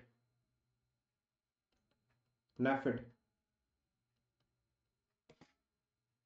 ओके। ये कोऑपरेटिव मार्केटिंग के लिए रहता है, ठीक है। अब देखो, कुछ कुछ जो बॉडीज के बारे में अपन बात कर रहे थे, कुछ बॉडीज के बारे में जो अपन बात कर रहे थे उनके बारे में थोड़ी सी चर्चा कर लेते हैं, ठीक है। फूड कॉर्पोरेशन ऑफ इंडिया, ये स्टैट्यूटरी बॉडी है under ministry of consumer affairs. इनका काम, ये सेंटर के अंदर रहते हैं, इसका काम क्या रहता है, प्रोक्योरमेंट। फूड ग्रेन्स को फार्मर से लेके प्रोक्योरमेंट करना और रिटेलर्स से लेके डिस्ट्रीब्यूट करना, प्रोक्योरमेंट का काम रहता है, ठीक है। पीडीएस जो, जो राशन शॉप्स रहते हैं, पब्लिक डिस्ट्रीब्यूशन सिस्टम, उसको भी मैनेज करता है, कोऑर्डिनेट करता है। एमएसपी, ठीक है, एमएसपी जिस रेट पे फार्मर्स को एमएसपी, उस रेट पे खरीद के स्टोरेज का काम करता है, ठीक है।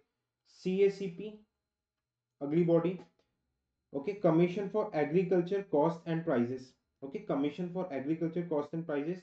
ये स्टैट्यूटरी बॉडी है, एक पार्लियामेंट के लॉ के थ्रू आया है, मिनिस्ट्री ऑफ एग्रीकल्चर के अंदर है, ठीक है। और ये रिकमेंड करता है एमएसपी, जिसको लागू कौन करता है, इकोनॉमिक्स अफेयर्स, जिसको approval cabinet committee on economic affairs देता है, ठीक है। थर्ड बॉडी होगी APMC, agriculture produce and marketing committee, ठीक है। ये एपीएमसी एक्ट 2003 के थ्रू आया था, स्टैट्यूटरी बॉडी है, ओके। कंट्रोल कौन करता है, याद रखना, सेंटर नहीं, स्टेट गवर्नमेंट कंट्रोल करता है। मंडी, ओके।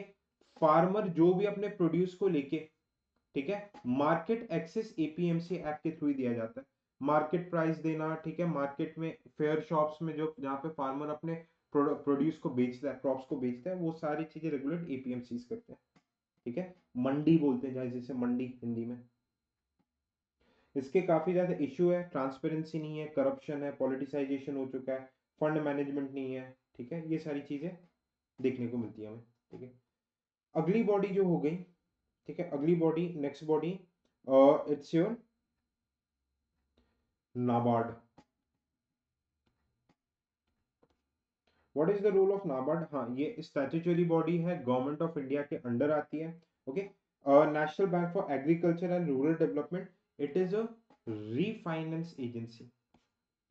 बैंकिंग सेक्टर में डिटेल में कराया है, ये जनरली रीफाइनेंस करती है आरआरबीज और कमर्शियल बैंक्स को, जो कि डायरेक्ट फार्मर्स को लोन देती है। अगर आपसे सिविल सर्विसेज में क्वेश्चन आता है कि नाबार्ड क्या डायरेक्ट फार्मर्स को लोन देती है, दे सकती है, तो उठा के से रॉन्ग मार्क कर देना, फार्मर्स को नहीं देती, ठीक है, okay. Next body APEDA, okay, APEDA. APEDA एक स्टैट्यूटरी बॉडी है, ठीक है, ये फूड एक्सपोर्ट, ठीक है, इसका फुल फॉर्म है food agriculture processed and agriculture processed food export development authority. Full form is not important, full form is not important. ये प्रोसेस्ड फूड, जितने भी प्रोसेस्ड फूड होते हैं जैसे कि चिप्स वगैरह ये सब, उसके एक्सपोर्ट्स के देख रेख करती है, पीवाईक्यू है यूपीएससी का, ओके। अब देखो नाबार्ड सब पीवाईक्यूज है, ओके। आता ये किसके अंदर है? मिनिस्ट्री ऑफ एग्रीकल्चर नहीं, मिनिस्ट्री ऑफ कॉमर्स के अंदर आता है। This is important, it comes under ministry of commerce, ठीक है। एक्सपोर्ट से रिलेटेड काम करता है ये।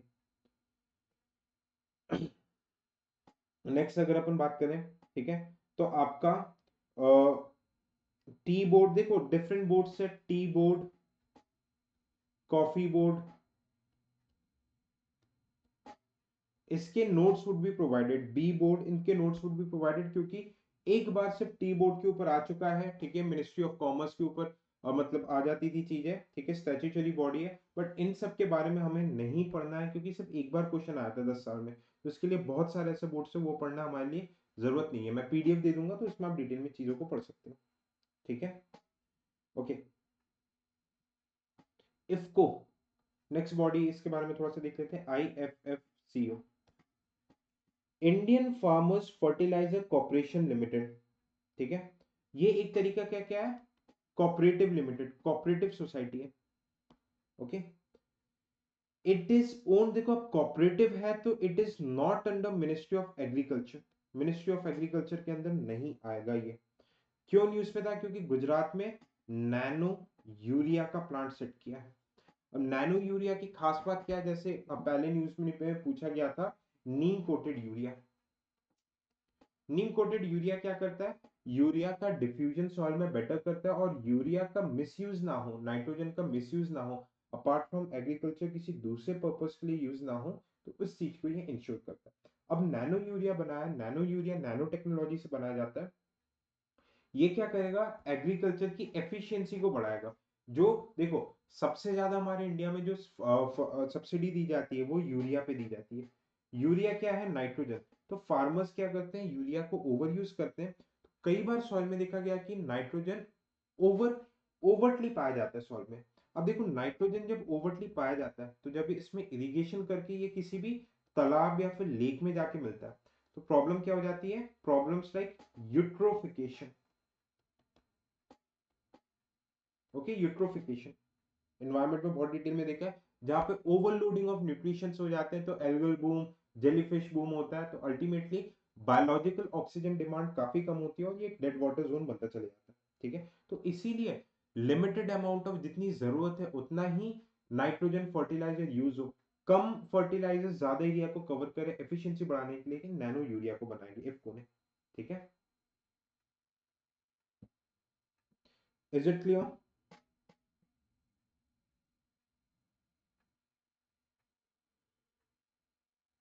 Okay, moving forward. अब देखो, एलाइड सेक्टर्स में, एलाइड सेक्टर्स में जैसे कि कुछ कुछ सेक्टर्स आते हैं, मीट, पोल्ट्री, वुल, वुल, ये सब हमें देखने नहीं है। तीन सेक्टर्स पर हमें ध्यान देना है, ठीक है, डेयरी, फिशरी और horticulture, okay. India second largest producer है। टॉप प्रोड्यूसर इंडिया किसमें है? मैंगो, बनाना एंड पपाया, इसमें इंडिया टॉप प्रोड्यूसर है। ठीक है, अब इसके लिए देखो डिफरेंट, ये एग्रीकल्चर किस में ही आता है, एंड इसका मेन मोटिव क्या है, इंडिया में पेरिशेबिलिटी को कम करना, पेरिशेबल जो वेस्टेज होता है इसको कम करना। ठीक है, इसमें डिफरेंट जीआई टैक्स, ये सारी चीजें हम करंट में देखेंगे। ओके, डेयरी, डेयरी में India is the largest producer. But देखो इंडिया के जो प्रोडक्ट्स रहते हैं यूरोपियन यूनियन और बाकी के कंट्रीज में क्यों नहीं जाते हैं, क्योंकि वो लगाते हैं टेक्निकल बैरियर्स टू ट्रेड, जैसे कि sanitary and phyto sanitary measures. Okay, barriers. अब sanitary and phyto sanitary barriers में क्या होता है, यूरोपियन यूनियन पे इंडिया के मिल्क प्रोडक्ट्स एक्सपोर्ट क्यों नहीं हो पाते, वो बोल देते हैं कि भाई साहब सुनो, ये आपका जो प्रोडक्ट है इसमें बैक्टीरियल कंटेंट ज्यादा है, इसकी क्वालिटी हम अपने मार्केट में परमिशेबल नहीं कर सकते। इसको बोलते हैं टेक्निकल बैरियर्स टू ट्रेड या फिर non tariff barriers. International organisation trade में बहुत डिटेल में समझाई है ये चीजें। देखो इससे प्रॉब्लम क्या होती है, ठीक है, इसमें they are not direct trade barriers, आप डायरेक्ट टैक्स नहीं लगा रहे, कस्टम ड्यूटी नहीं, बट इनडायरेक्टली प्रोडक्ट्स को रोक रहे हैं। ठीक है, फिशरीज, इंडिया सेकेंड लार्जेस्ट क्या हो गया, प्रोड्यूसर है। ठीक है, अब इंडिया में एक चीज याद रखना आपको, इनलैंड फिशरीज, कोस्टल फिशरीज को अभी रिसेंट में ओवरटेक कर चुका है।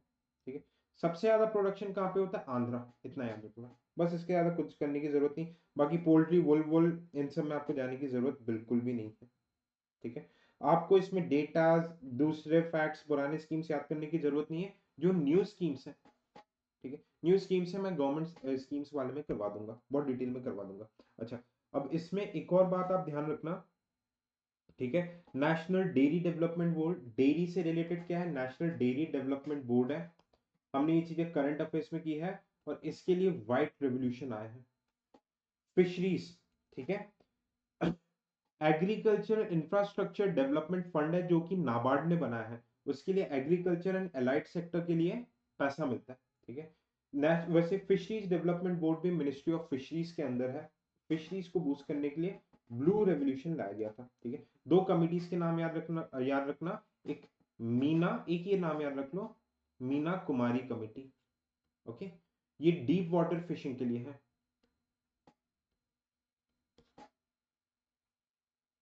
क्लियर, अब इसी से देखो कुछ मेजर रेवोल्यूशंस देख लेते हैं। ग्रीन रेवोल्यूशन फूड प्रोडक्शन के लिए है। ओके, इसमें HYV सीड्स, फर्टिलाइजर्स, इन सबके बूस्ट करने के लिए ये रेवोल्यूशन लाया गया था। ठीक है, राइस वीट के लिए लाया गया था। ओके, पल्सेस वगैरह नहीं थे इसमें। Blue revolution, blue revolution fish, white revolution आपका मिल्क। ओके, येलो, येलो आपका oil seed. Okay, grey revolution fertilisers के लिए है।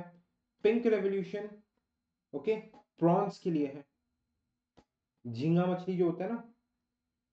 Golden revolution, okay, fruit production के लिए है। राउंड रेवोल्यूशन, गोल गोल क्या होता है, पोटैटो, आलू के लिए हुआ। ओके, पोटैटो के लिए हो गया। ओके, ब्राउन रेवोल्यूशन मीट के लिए हो गया। एक और याद रख लो, सिल्वर रेवोल्यूशन एग। ठीक है,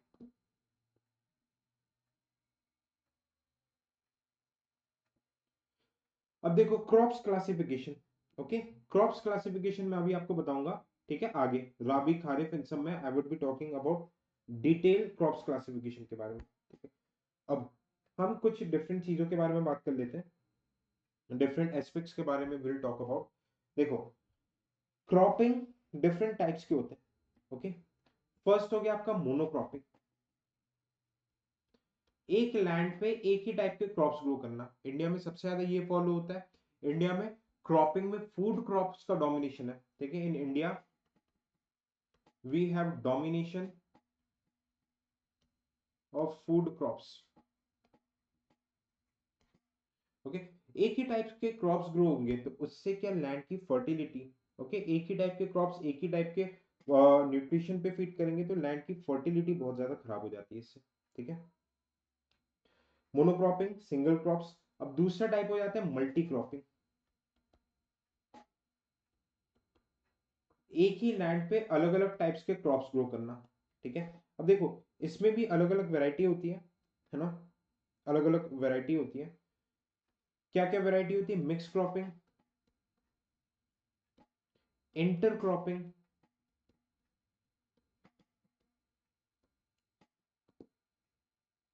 ठीक है, mix cropping, inter cropping, LA and relay. समझना, मिक्स क्रॉपिंग एक लैंड के पीस पे, यहाँ पे आप राइस ग्रो कर रहे हो, यहाँ पे आप वीट ग्रो कर रहे हो, कहीं पे राइस ग्रो कर रहे हो, कहीं पे वीट ग्रो कर रहे हो, मिक्स क्रॉपिंग। इंटर क्रॉपिंग क्या हो गया? लेट्स से कि आप एक जगह वीट ग्रो करे जा रहे हो, बीच में आपने क्या ग्रो कर दिया, कुछ कुछ जगह जहाँ पे स्पेस बचा कॉटन, वीट ग्रो कर रहे हो कॉटन। मतलब इसका एक पैटर्न रहता है, मिक्स क्रॉपिंग का पैटर्न नहीं, जहां जिसको जो जगह मिली ग्रो कर दिया, दो या दो से ज्यादा क्रॉप, यहाँ पे एक पैटर्न रहता है, ठीक है। एलए में क्या रहता है? एलए को स्ट्रिप क्रॉपिंग भी बोलते हैं, ठीक है। स्ट्रिप में यहाँ पे अलग अलग डिफाइंड स्ट्रिप्स बनाई जाती है, ठीक है, लेंथ ब्रेथ पूरा। देखो इसी को इंटरक्रॉपिंग को अगर मैं ज्योमेट्रिकल डायमेंशंस में बिठा दूं, अलग अलग डोमेन डायमेंशंस में बिठा दूं, तो ये आपका एलए क्रॉपिंग हो जाता है। अब एक हो जाता है रिले, लेट्स से ठीक है। अच्छा, मिक्स क्रॉपिंग ये भी होता है कि एक सीजन पे आपने सिर्फ वीट ग्रो किया, ठीक है, एक उसमें आपने वीट ग्रो किया, ठीक है। एक्चुअली मिक्स क्रॉपिंग यही होता है, ठीक है। आप इसको अभी कट करना, एक सीजन पे आपने वीट ग्रो किया, फिर नेक्स्ट सीजन आया, नेक्स्ट सीजन पे आप राइस ग्रो कर रहे हो, फिर नेक्स्ट सीजन पे वीट ग्रो किया।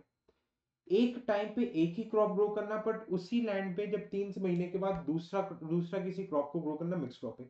इंटरक्रॉपिंग क्या हो गया? एक ही टाइम पे दो या दो से ज्यादा क्रॉप्स अगर आप ग्रो कर रहे हो तो आप इंटरक्रॉपिंग हो गया, ठीक है। एलए, अगर इसका ज्योमेट्रिकल डायमेंशन हो गया तो एलए। अब रिले क्या होता है? ठीक है, लेट्स से आप यहाँ पे राइस ग्रो कर रहे हो पूरे लैंड पे, अब राइस के हार्वेस्ट होने के पहले, ओके, आपने राइस को प्रॉपर हार्वेस्ट होने के पहले आप यहाँ पे वीट भी लगाने लग गए, तो ये आपका रिले हो गया। मिक्स और रिले में डिफरेंस क्या रहता है? What is the difference between mix and relay? Mix में लेट्स से कि पहले आप वीट ग्रो कर रहे हो, आप वीट को जब तक पूरी तरीके से हार्वेस्ट नहीं कर लोगे, अनलेस एंड अनटिल आप पूरी तरीके से वीट को हार्वेस्ट नहीं करोगे, तब तक आप किसी भी केस में वहां पे दूसरे क्रॉप को नहीं लगाओगे। बट रिले में क्या रहता है कि आप पहले क्रॉप को हार्वेस्ट करने के पहले ही दूसरे क्रॉप को लगाना स्टार्ट कर दो, ठीक है। अब एक थर्ड टाइप होता है मिक्स फार्मिंग।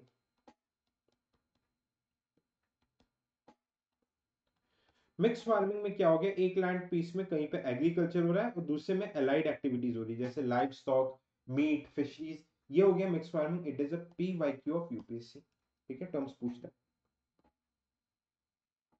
ठीक है, ओके। मिक्स फार्मिंग को क्रॉप रोटेशन भी बोलते हैं, ओके। अब ये जो आपका क्रॉपिंग इंटेंसिटी बहुत सारी चीजों पे डिपेंड करती है, जैसे climate, rainfall, temperature, terrain, government की स्कीम्स, क्रेडिट, MSP, ठीक है, ये सारी चीजें इस पे डिपेंडेंट रहती है, ठीक है। अब कुछ कुछ मैं आपसे मिसलेनियस टर्म्स के बारे में डिस्कस कर लेता हूँ, कि आई ऐड सम मोर, कुछ मैं यहाँ पे और आपका PPTs ऐड कर देता हूँ। तब तक आप एक ये चीज देख सकते हो कि हमारे अभी बहुत ही रीजनेबल रेट्स पे ये कोर्सेस लाइव है, ठीक है। ज्योग्राफी का मॉड्यूल सिर्फ 599 पे, कंप्लीट ज्योग्राफी आपको PYQ लिंकेज के साथ मिल जाएगा। 549 पे इन्वायरमेंट का मॉड्यूल है, 549 पे इकोनॉमी का भी मॉड्यूल है। आंसर राइटिंग बैचेस 2799 चल रही है, एंड प्रचंड 1-to-1 मेंटरशिप 5499 पे चल रहे हैं। इन सारे कोर्सेज को आप एक्सप्लोर कर सकते हो, इस वीडियो के डिस्क्रिप्शन पे लिंक गिवन है, ठीक है,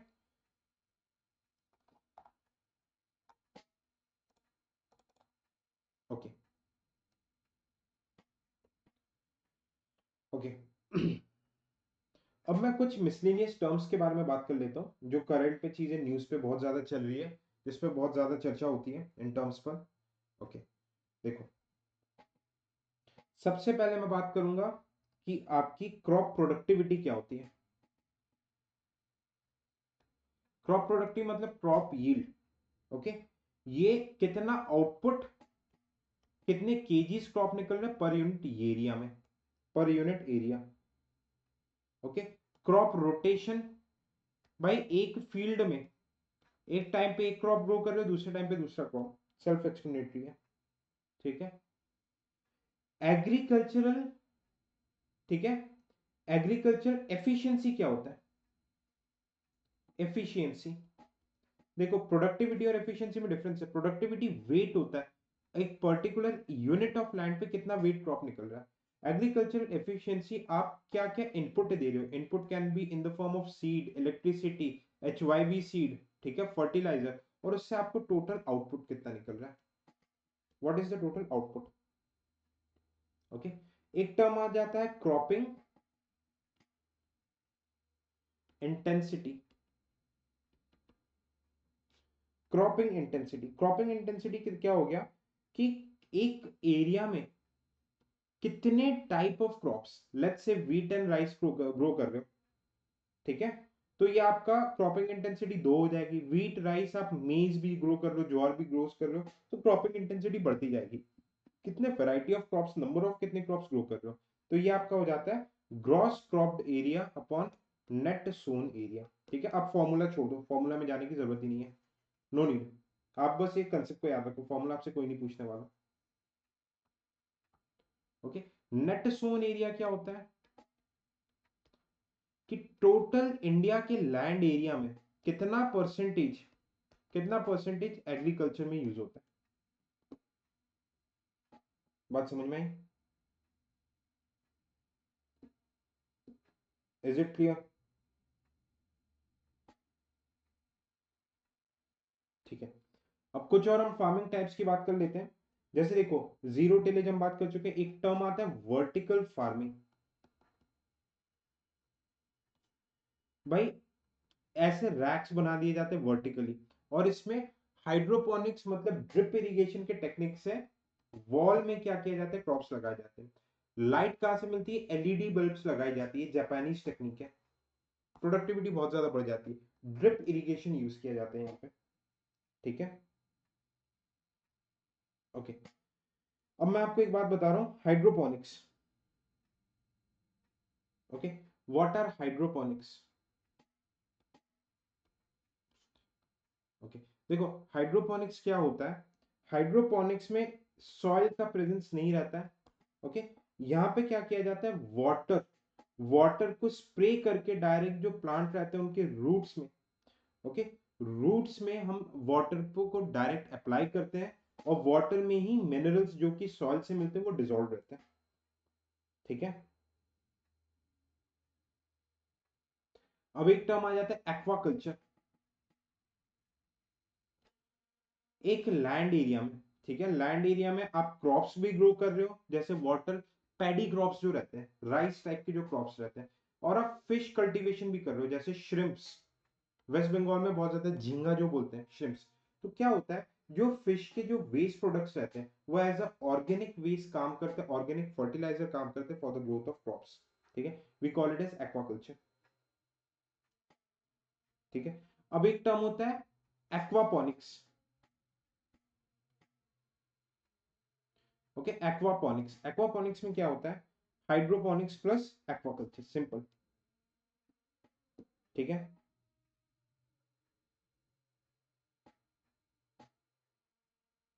ओके, अब एक टर्म बहुत ज्यादा न्यूज पे चलता है, integrated farming.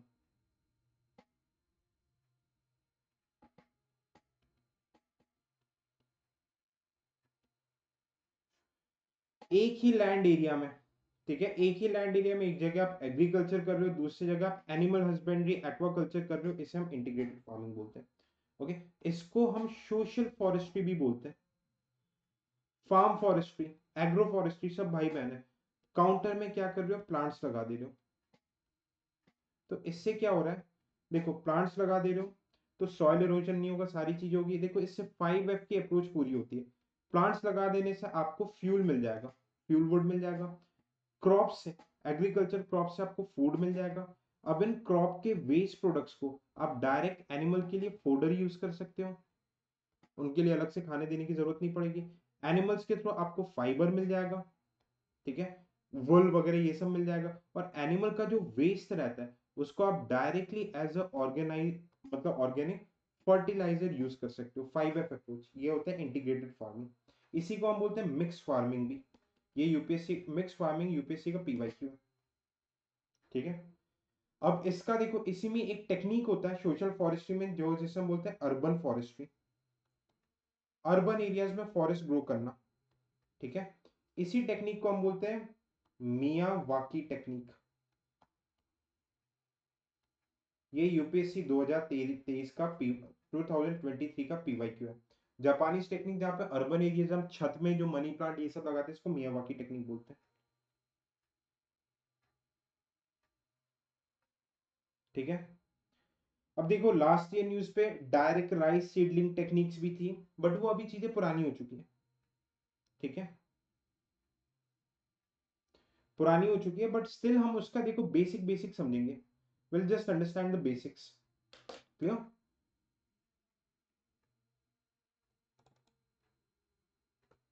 Okay, let's just understand the basics. एक टेक्निक होता है डायरेक्ट सीडलिंग ऑफ राइस। इसमें क्या होता है, डायरेक्टली लैंड पे, ठीक है, डायरेक्टली लैंड पे फार्म एरिया पे आप राइस को सो कर दे रहे हो, बस इससे ज्यादा आपको कुछ नहीं जानना। और दूसरा एक टेक्निक होता है इसके opposite, SRE, system of rice intensification. इसमें जो यंग सीडलिंग्स रहते हैं, जो छोटे छोटे पौधे जिसे हम बोलते हैं, पौधों को क्या किया जाता है, नर्सरी में पहले ग्रो किया जाता है, और नर्सरी में ग्रो करके एक स्पेस में इन पौधों को धीरे धीरे धीरे प्लांट किया जाता है, ठीक है। ओके, अब इसके एडवांटेजेस क्या है, डिसएडवांटेजेस क्या है, ये आपसे कोई नहीं पूछने वाला क्योंकि थोड़ी सी पुरानी न्यूज हो चुकी है। ओके, अब एक टेक्निक आपको ध्यान रखना है, जीरो बजट नेचुरल फार्मिंग और ऑर्गेनिक फार्मिंग। ओके, इन दोनों के बीच का डिफरेंस बहुत ही डिटेल में मैंने एक्सप्लेन किया पीटी 365 के करंट अफेयर्स वाले वीडियो में, इकोनॉमी के। प्लीज वॉच इट यार, प्लीज वॉच इट। वहां पे आपको पूरी आधे घंटे में जन्म कुंडली क्लियर हो जाएगी इसकी,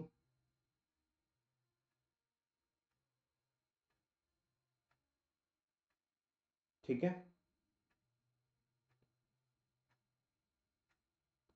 ओके, अब हम आगे चलते हैं, लेट्स मूव फॉरवर्ड। काफी लंबा लेक्चर हो गया, पर एग्रीकल्चर मैंने पहले ही बोला था कि हम खत्म करेंगे।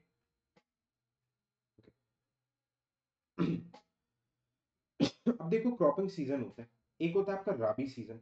राबी सीजन मतलब विंटर क्रॉप्स, अक्टूबर में बोया जाता है और हार्वेस्ट अप्रैल जून में किया जाता है, ठीक है। जैसे वीट, बार्ली, पी, ग्राम, मस्टर्ड। देखो वीट तो पता रहता है, आप लोगों ने वो मूवी देखी डिटेल, जो शाहरुख खान ब्लैक कलर की जैकेट पहन के सरसों के खेत में खड़ा रहता है, मस्टर्ड मतलब सरसों।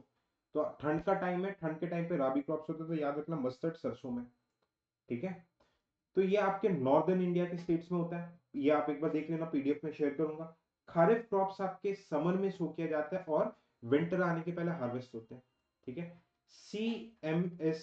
CMSG राम, ठीक है। C for cotton, M for maize, okay, मूंग, S फॉर सोयाबीन, G से ग्राउंडनट, R से राइस, ठीक है, राम जी, ओके, ज्वार, ओके, जी से ज्वार एंड जूट, ओके। तो आप ये चीजें याद रखना, ये इंडिया में पैन इंडिया में डिस्ट्रीब्यूटेड है, mainly coastal and southern parts of India में। इसी के बीच में आता है मार्च से जुलाई के बीच में जैद, ये आपका वेजिटेबल्स एंड फ्रूट्स का होता है, north and north west India Himalayan states में बहुत ज्यादा प्रोमिनेंट है, ओके। ओके, देखो ये सारी चीजें क्रॉप प्रोडक्शन, ये सारी चीजें वी हैव डिस्कस्ड, ओके। अब देखो एक एक करके हम बात करेंगे, सबसे पहले हम राइस की बात करेंगे, okay. Will first talk about rice, ठीक है। राइस आपके जनरली वाटर इंटेंसिव क्रॉप है, ओके। एलुवियल सॉइल में मिलेगा, रेनफॉल 150 से 300 हाई रेनफॉल और हाई टेम्परेचर चाहिए। वेस्ट बंगाल लार्जेस्ट प्रोड्यूसर, याद रखना, ठीक है। तीन वेराइटीज ऑफ राइस मिलते हैं, ऑस, अमन, बोरो, बासमती, ये सब भी होते हैं, बट ये यूपीएससी का पीवाईक्यू है, पूछ लेता है कई बार वेराइटीज ऑफ राइस। वर्ल्ड में चाइना टॉप प्रोड्यूसर है, ठीक है, ओके। अब मैं बात करूंगा वीट। वीट देखो राबी क्रॉप है, तो आपके ठंडी वाले रीजन नॉर्थ इंडिया में मिलेगा, 10 से 15 डिग्री सोइंग टाइम एंड 20 से 25-26 डिग्री आपका harvesting. Rainfall 100 centimetre, well drained soil चाहिए, well drained soil, high water holding capacity, ideally black soil is very good. UP number one producer है, UP, ठीक है। India second largest producer है China के बाद, okay. Green revolution से बहुत ज्यादा फायदा मिला था इसको, okay? बाकी देखो जो जो चीजें हाईलाइट कर रहा हूँ सिर्फ वही वही चीजें आपको पीडीएफ से पढ़नी है, only those things you have to read it from PDF. Millets, मक्का, ओके, जिसको G20 में श्री अन्न भी रखा गया है, ठीक है। इसके अलग अलग माइनर मिलेट्स होते हैं, मेजर मिलेट्स होते हैं। इंडिया नंबर 1 प्रोड्यूसर है, इंडिया, नाइजर, चाइना, ये टॉप 3 प्रोड्यूसर्स है, ठीक है। ज्वार बाजरा रागी, ओके, ज्वार बाजरा रागी नंबर 1 प्रोड्यूसर कौन है? राजस्थान, ओके, मिलेट्स का। ज्वार का नंबर 1 प्रोड्यूसर महाराष्ट्र, बाजरा का राजस्थान है, और रागी का कर्नाटका है, ठीक है। सर्वे में अगर डेटा चेंज होंगे तो मैं आपको बता दूंगा। इनको कोर्स ग्रेन भी बोलते हैं, मतलब मोटा अनाज, पोर मैन स्वीट भी बोलते हैं। इसकी न्यूट्रिशनल वैल्यू बहुत हाई रहती है, रिच इन आयरन कैल्शियम रहता है। जनरली जो प्रेग्नेंट लेडीज रहता है उनको रिकमेंड किया जाता है। इसकी glycaemic index is very low. Diabetic patients को बोला जाता है आप इसी का ही खाना खाओ, इसी की रोटी खाओ, ठीक है। 2023 को यूएन ने ईयर ऑफ मिलेट्स भी डिक्लेयर किया था, ओके। अब मेज मतलब मक्का, कॉर्न, 21 से 27 हाई रेनफॉल चाहिए। जनरली ओल्ड एलुवियल या फिर रेड सॉइल चाहिए। टॉप प्रोड्यूसर कर्नाटका है। वर्ल्ड में लार्जेस्ट प्रोड्यूसर यूएसए, ठीक है। इसको फूड भी यूज कर सकते हैं, खाने के पर्पज से, और फोडर मतलब भेड़ बकरों को देने के लिए भी यूज कर सकते हैं, ठीक है। पल्सेस दाल, टेम्परेचर प्रेशर देख लो। टॉप प्रोड्यूसर मध्य प्रदेश है ओवरऑल पल्सेस का, ठीक है। Major source of protein, India सबसे ज्यादा लार्जेस्ट प्रोड्यूसर भी है, लार्जेस्ट कंज्यूमर भी है, और लार्जेस्ट इंपोर्टर भी है, ठीक है। इतनी ज्यादा डिमांड रहती है। तुर, उड़द, मूंग, मसूर, पी, ग्राम, इसके हैं ये लेगुमिनियस क्रॉप्स बोलते हैं, क्योंकि इसमें इसके रूट्स में राइजोबियम बैक्टीरिया रहता है। ये डायरेक्ट एटमॉस्फेयर से नाइट्रोजन को फिक्स करता है एंड सॉइल में नाइट्रोजन की फर्टिलिटी को ये बढ़ा देता है, ठीक है। ओके, सबसे ज्यादा तुर, अरहर, ये सारे होते हैं, ओके। शुगर केन, गन्ना, खारिफ क्रॉप है। वाटर लॉक कंडीशन चाहिए, alluvial soil, okay. Hot humid climate चाहिए, रेनफॉल थोड़ी सी हाई चाहिए, 100 के अराउंड चाहिए, okay. Top producer Uttar Pradesh और महाराष्ट्र में इंटरचेंज होते रहते हैं। अभी महाराष्ट्र नंबर 1 पे, ठीक है। इंडिया सेकंड लार्जेस्ट प्रोड्यूसर है, पर अभी फर्स्ट बन चुका है। अभी डेटा चेंज होंगे तो I will just let you know, ठीक है। सर्वे में मैं डेटा बता दूंगा, ओके। अब इससे क्या, it is the main source of khandsari, jaggery मतलब गुड़, और मोलासेस, डार्क ब्राउन कलर का लिक्विड होता है। शुगर वगैरह इससे ही बनता है, गुड़ सब इससे ही बनता है। ऑयल सीड, ऑयल सीड के ऊपर भी बहुत बार क्वेश्चंस पूछ चुका है यूपीएससी, ठीक है। और टेम्परेचर 15 से 30, रेनफॉल मीडियम चाहिए। टॉप प्रोड्यूसर मध्य प्रदेश है, ओके। इंडिया में मेजर ऑयल सीड्स कौन कौन से आ जाते हैं? ग्राउंडनट, कोकोनट, मस्टर्ड ऑयल, तिल, sesamum, soybean, cotton, castor, linseed, sunflower. Groundnut के बारे में बात करूं तो एक खरीफ क्रॉप है। Almost half of oil seeds में ये आ जाता है। जैसे 2020 में क्वेश्चन आया था कि कौन से दाल का सबसे मैक्सिमम प्रोडक्शन होता है, ठीक है। सीसामन, अच्छा, जो तिल होता है ये नॉर्थ इंडिया में खरीफ है एंड राबी है साउथ इंडिया में, so this is a very very important fact. Linseed and mustard आपके राबी क्रॉप से। कैस्टर आपके, देखो, अच्छा, कैस्टर दोगला है। कैस्टर ऑयल जो आपके गाड़ी में भी यूज होता है, ये आपका राबी भी है और ये आपका खारिफ भी है, ठीक है। या आपके देखो डिफरेंट प्रोडक्शन से आप एक बार पीडीएफ में देख लेना, okay. Sugar cane producing areas, these are the sugar cane producing areas, okay. चाय, अब चाय के बारे में मैं खास बात बताता हूँ। टेम्परेचर कम चाहिए, रेनफॉल हाई चाहिए, बट वाटर लॉक कंडीशंस नहीं होनी चाहिए। वाटर लॉक कंडीशंस कहाँ पे नहीं होगी? पहाड़ों में नहीं होगी, क्योंकि पानी नीचे बह जाएगा, ओके। तो वेल ड्रेन्ड सॉइल चाहिए, low temperature, high rainfall. Top producing states Assam है, ओके।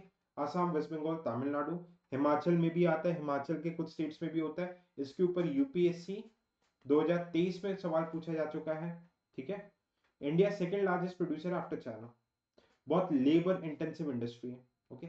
सिमिलरली इसकी छोटी बहन है कॉफी। सेम कंडीशंस कॉफी के लिए चाहिए, ठीक है। बट देखो अब इसमें रेनफॉल थोड़ी सी कम चाहिए। कर्नाटका लार्जेस्ट प्रोड्यूसर है, ओके। हिल एरियाज ठीक ठाक, कैनोपी, शेड एरियाज में ये अच्छा ग्रो होता है, बड़े प्लांट के साथ ग्रो होता है ये। जिसके कैनोपी मतलब कोई बड़ा प्लांट उसके शेड एरियाज में ग्रो होता है, ठीक है। अराबिका, अरेस्ता, ये सब इसके टेक्निक वेराइटीज हो गए कॉफी के, ठीक है। These are the tea producing states. Himachal Pradesh, it was a UPSC PYQ of 2023, ठीक है। 23 आई गेस 22, एक बार चेक कर लेना। कॉफी प्रोड्यूसिंग स्टेट्स, कर्नाटका में सबसे ज्यादा होता है बाबा बुड्डन हिल्स। ओके, अब मैं बात करूंगा रबर, कॉटन और जूट की। रबर आपका rain forest, evergreen rain forest में मिलता है। स्टेम रहता है, प्लांट के स्टेम को काट के एक व्हाइट स्टिकी लिक्विड निकलता है जिसको हम बोलते हैं लैटेक्स। इसी लैटेक्स को सॉलिडिफाई किया जाता है, सॉलिडिफाई किया जाता है। एलुवियल सॉइल चाहिए, ठीक है, नहीं तो किसी भी टाइप के सॉइल में ग्रो हो जाएगा, ऐसा कुछ जरूरी नहीं है। हाई रेनफॉल चाहिए। Kerala is the top producer, equatorial crop है। ओके, कॉटन, कॉटन आपके ब्लैक सॉइल रीजन पे चाहिए, well drained black soil. Maharashtra में डेक्कन प्लेटू में इधर रेगूर सॉइल भी बोलते हैं। टेम्परेचर आप रेनफॉल आप देख सकते हो। Top producing states Gujarat, Maharashtra, interchange होते रहते हैं। कॉटन जब बॉल्स बन जाते हैं, इसके हार्वेस्ट के लिए 210 Frost free days and bright sunlight चाहिए। अब जैसे विंटर सीजन में निकालते हैं, अगर वेस्टर्न डिस्टर्बेंस आता है इंडिया में, रेनफॉल आता है ठंडी के टाइम पे, तो ये कॉटन को बहुत ज्यादा हार्म करते हैं। Western disturbance is very good for wheat, but cotton की ये हालत खराब कर देता है ना। खारिफ क्रॉप है। ओके, 6 से 8 महीने मैच्योर होने में लगते हैं। अब उसी तरीके से अगर मैं जूट की बात करूं, तो ये well drained water locked condition alluvial soil चाहिए। ये कंडीशन सबसे बेस्ट डेल्टास में मिलती है, जैसे सुंदरबन डेल्टास। इसीलिए वेस्ट बंगाल टॉप प्रोड्यूसर है और इंडिया इसका टॉप प्रोड्यूसर है। हाई रेनफॉल चाहिए। गंगा ब्रह्मपुत्र डेल्टा में पाया जाता है, इसको गोल्डन फाइबर भी बोलते हैं। इसके लिए स्कीम चलती है Sonali. Okay, India is the largest producer of jute भी बोला जाता है। क्लियर? सो पीपल, देखो ये जूट के प्रोडक्शन के रीजन से, जूट एंड कॉटन के, this was about the session. इसका पीडीएफ, ठीक है, ये ऐप में भी जा रहा है, ये सेशन ऐप में जो लोग देख रहे हैं, ठीक है, इसका पीडीएफ मैं सिविल सोल्जर के टेलीग्राम चैनल पे शेयर कर दूंगा। बाकी पीडीएफ में मतलब ऐप के डिफरेंट क्लासेस में शेयर करूंगा। बाकी अभी as of now geography, environment, economy, answer writing, जिसमें मैं 10 साल के पीवाईक्यूज लाइव लिख के दिखा रहा हूँ, 1-to-1 मेंटरशिप सेशन चल रहा है। आप इन कोर्सेज को जाके एक्सप्लोर कर सकते हैं। They are very very reasonable. 549 599 के रेट्स के कोर्सेज है। Thank you so much, bye bye, take care and जय हिंद।